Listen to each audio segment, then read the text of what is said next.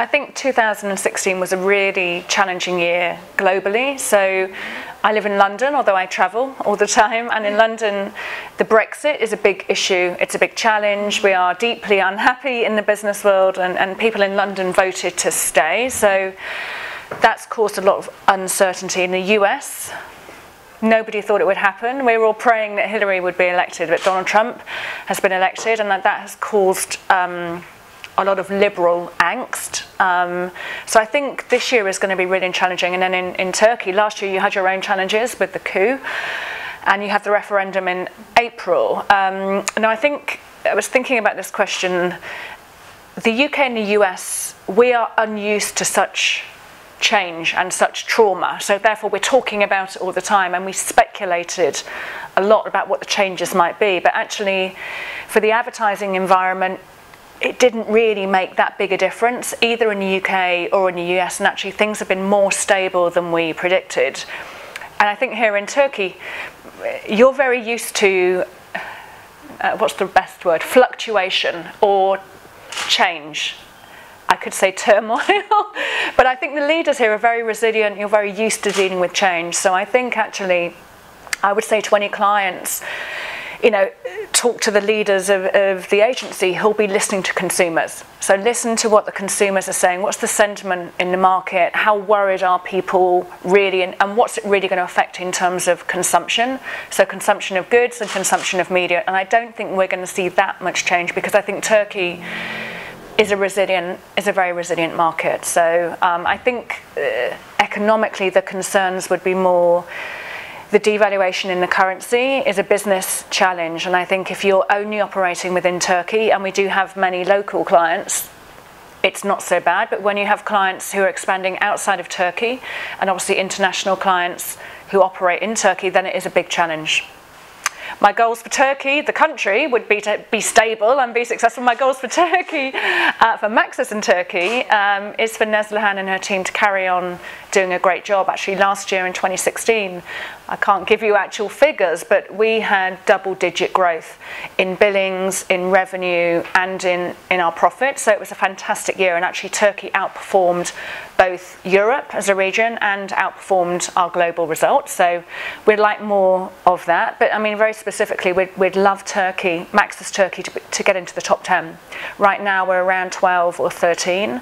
So Neslihan and the team are working really hard on new business. But we've just been talking with the local team, and the first thing we have to do is ensure that we retain client business. So we retain, if you lose business, then you start from, you go backwards. So we have to retain client business, number one.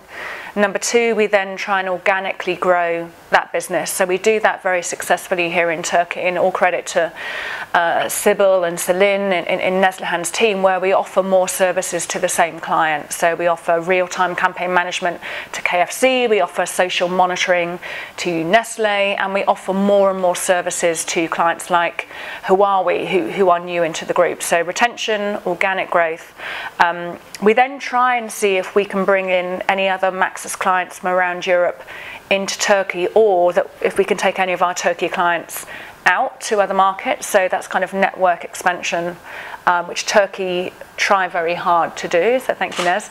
The fourth thing is horizontality, which WPP, so Sir Martin Sorrell, talks about horizontality all the time. So this means, how do we work with Y&R, with Ogilvy, with Hogarth, with Kantar? And luckily here in Turkey we have a fantastic WPP market leader in Demet, and Demet also runs Group M. So actually we have a head start, I believe, in working with those other agencies. But I think we will grow by being really good partners and collaborating with other WPP agencies. So horizontality is the fourth way we'll grow. And then last but not least is new business, so new business. And we did have some great success last year. And yesterday, Neslihan was late for dinner, but late in a good way, because she was finishing off 2 new RFPs. So it's a good start to the year, and we expect to be very busy with new business. The digital market is growing everywhere in the world, but here in Turkey it is quite advanced actually. So I think 75% of Turkish consumers have smartphones, so your mobile penetration is very high. So we need the agencies and clients actually as well, and creative agencies, to think mobile first. And I think some clients and some agents still think about TV, they think about billboards, and then they think about digital. And actually really, we're all, never more than a metre away from your smartphone. So how do we harness the opportunity of mobile? So I think the big changes are digital, but primarily is mobile. And then also the shift to programmatic buying. So, how do we use automated buying to be more effective and more efficient? How do we use first-party data from our clients backed up with third-party data from our campaigns to be able to target really specifically individuals like you and individuals like me, to mean that our marketing messages can become tailored and more effective? So I think the shift to digital is mobile, and then it's programmatic. And I think it presents lots of opportunity, but actually quite a lot of challenge as well. We need more consistency in terms of measurement. Everyone measures things differently. Not everybody has third-party verification, without mentioning any names, of their own data. And I think as an industry we need to have common standards so that we can begin to compare, I'm going to sound very English here, but apples with apples. Does that make sense? So I think we need more consistency in measurement. But it's an exciting time, but we just need to be mindful that we don't just go and grab the latest new thing, that we consider whether the channel is right for advertisers. And what you do on Instagram, I think there's 27 million people in Turkey on Instagram, 46 million people on Facebook, but what you do on Instagram is very different to what you do on Facebook. And sometimes people make the mistake of saying, well, it's all social. It's not all social, and how you use Twitter is very different again. So I think being fast and working quickly to adapt to those changes, but also taking some time to actually maybe be a bit slow and consider how to use it in the best way. Yeah, I think Netflix is a very successful business and a very challenging business model for advertisers and for people that work in media, because of course it's entirely funded without the need for commercials, and our whole business is predicated on interrupting the content or enhancing the content with advertising messages. So who knows, maybe in the future there might be sponsorship opportunities with Netflix, that we bring you a season, that we are able to discount your monthly subscription to Netflix, so we enhance the experience by. So I think we're going to have to think differently with how we work with Netflix. I was looking at the numbers, I was trying to look at the numbers for Netflix, and it was very difficult.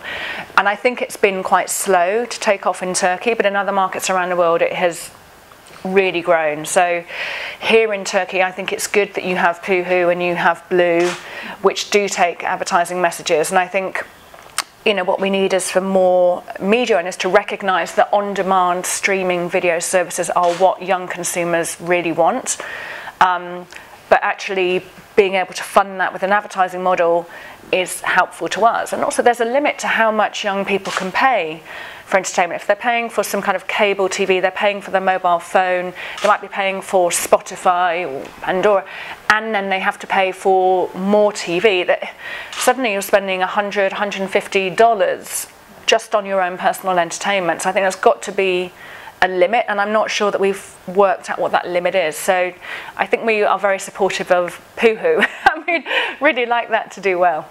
So I find it a bit depressing that after 2.5 years as a global media agency CEO, I'm still the only female global media agency CEO, and I think that has to change. So I remember I was very lucky. I received a Women to Watch award in New York 18 months ago, and I stood on stage to say thank you very much, but really there's not a lot of pleasure in me getting an award because I'm a global female CEO. What I want is more women to just stand up and be recognised and come through the ranks. So I launched a programme last year for Maxis globally called Walk the Talk, which really means me walking the talk. If I'm passionate about gender equality, if I want more women to rise to the top, then I have to do something about it. And actually when I looked at my own organisation, so I have the luxury of, it's my company, I was the only female on our global CEO. We had very few females on our regional excos. We did have some fantastic female country leaders like Neslihan, but not enough. And when I looked at my own statistics, we are 54% female in Maxis. But when I look, and we are 40% of our senior leaders are Maxis.